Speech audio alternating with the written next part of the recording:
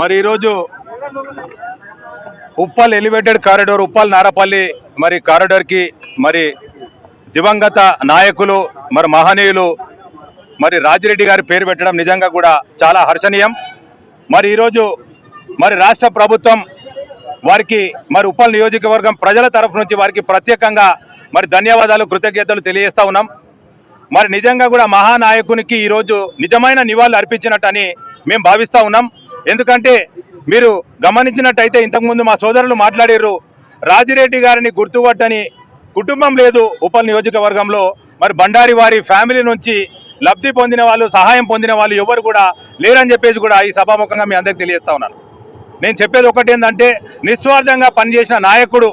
మరి నిజంగా కూడా అప్పటి ఉమ్మడి రాష్ట్రంలో మరి మొత్తం ఎమ్మెల్యేలు ఎంతమంది అయితే ఉన్నారో అంతమందిలో మరి నిజమైన సౌమ్యుడు, మరి కష్టజీవి, మరి ఒక్క రూపాయి కూడా ఆశించకుండా ఎవరు ఏ పని అడిగినా కూడా మరి చేసే అటువంటి వ్యక్తికి ఈరోజు పార్టీ గుర్తించి మరి నిజంగా కూడా ఈ ఎలివేటెడ్ కారిడార్కి ఆయన పేరు పెట్టడం నిజంగా కూడా మాకు చాలా సంతోషం అనిపిస్తూ ఉన్నది.